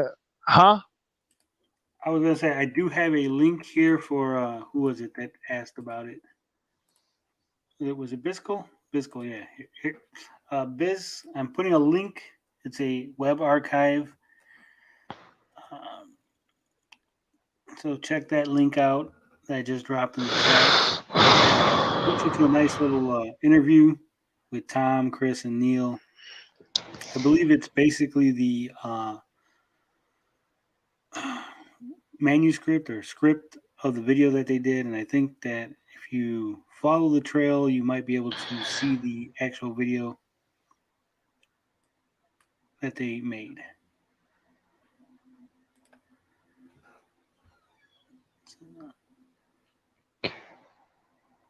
Let's see. Awesome. Thanks. Sean says that on iOS they have the Evil Knievel game and it's free. Wow. Well, see, there you go, guys. Don't go buy the Intellivision for Evil Knievel. Just get it on iOS.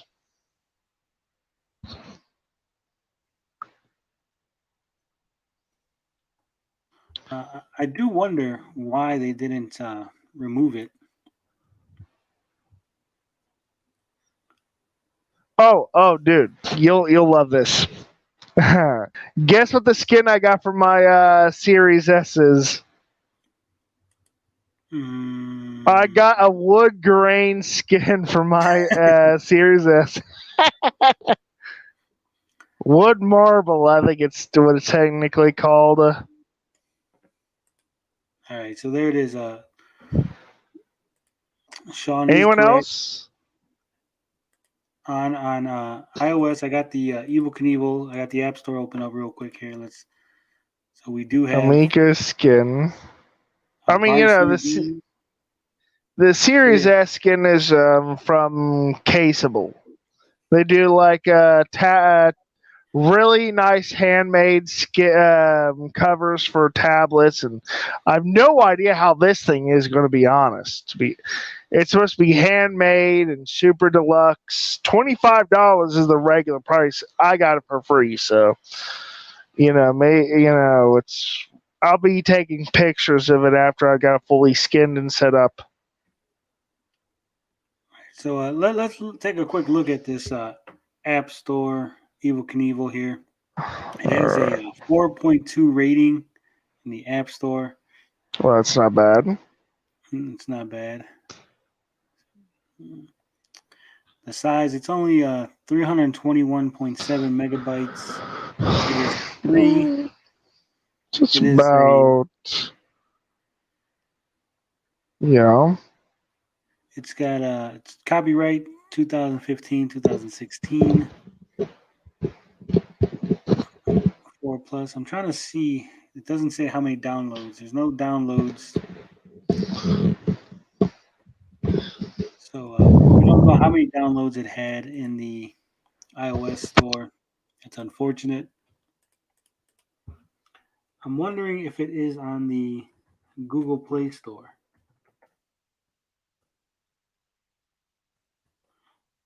Let's take a look. Do you mind if we take a look, Carl? Do you mind if we venture off? Go for it. I'm a little curious myself.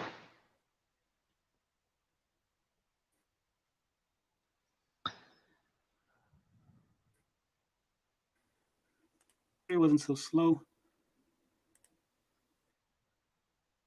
See, I'm not getting. I got Evil Knievel Days. I would check, but I'm scared to death to leave StreamYard.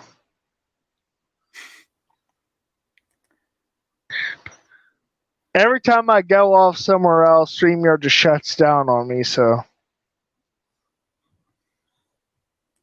Yeah, I'm often worried myself that I'm gonna open another tab and then it's all gonna go wonky. Yeah. Roughly, yeah. But so far, so good. You can roughly multiply the number of ratings to get. Yeah. It is $1.99. You can download it from Amazon. That might be for their Fire app or FireOS or whatever. The Fire Stick. So here's something good. Yeah. Here's something that we didn't know before, but the product features. It says there's 27 challenging jumps in 9 historic locations.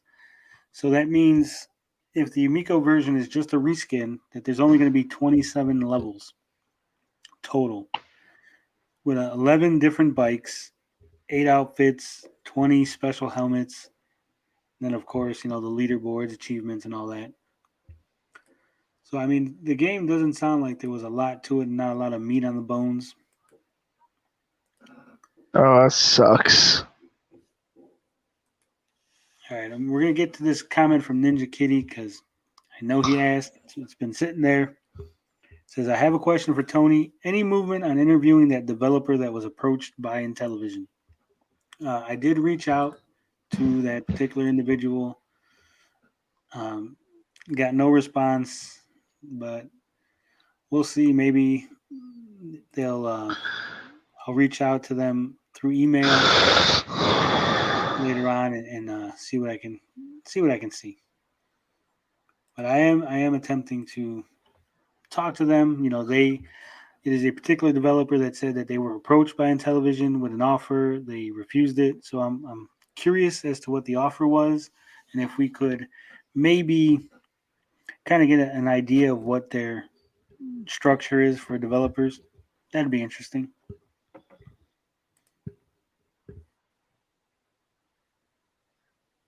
Anyone have any other questions out there? Come on, y'all. This Bisco says 120 ratings means like no one has played it yet. Says you can roughly multiply the number of ratings to get a range of downloads. Yeah, so it was not a successful mobile game. It wasn't something that was really hot.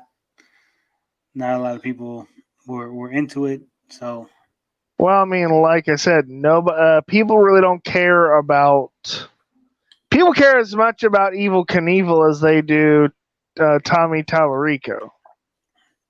Oof. But you know it's true. Yeah. Here's the thing, though. I mean, um, obviously, this is a game that Tommy probably was looking for. He's probably a huge Evil Knievel fan, and that's the entire reason that it's coming to the Amico. Oh So, man. so we'll just, we'll take that off the table. We'll just pretend like we're, Evil Knievel obviously is something that's close to his heart, something that passion. So we won't consider that, but the rest of the games that have been ported, they're not, the most high quality, highest rating. Fox and Forest, the developers are nice people. I did enjoy my conversations with the head dev for Bonus Level Entertainment, but the game Fox and Forest was not. I wouldn't call it a 10 out of 10. It was, for me personally, probably 6 out of 10. I can see how someone who does not have the nostalgia for a Super Nintendo era, they might rate it like a 4 out of 10. In the general consumer view. For the record, Same, folks, average for me is a 7 or above. Is a 7. Not that 50 bullshit. for me, it's that 50 bullshit. Okay. Okay, well, that's fair. But usually, I usually actually don't. I don't like to do the whole number thing, just because let's say for example, a baseball game. It's a really good baseball game, and you say it's like a 10 out of 10, right? It's the best baseball video game ever. How does that make that baseball game better than say Final Fantasy VII, which might not be a perfect RPG, but it's probably one of the best RPGs Well, out there? I'll actually explain my rating system. And I take a game, I start at 10. And then I knock for every complaint I have about it, I knock something off anywhere from a quarter of a point to a full point. So it's like if it's something that's a little, and these are like major problems here, nothing stupid gripey. And I'll tell you, by the end, all said and done, I think I gave Cyberpunk 2077 a 4. Yeah, that was a whole fiasco.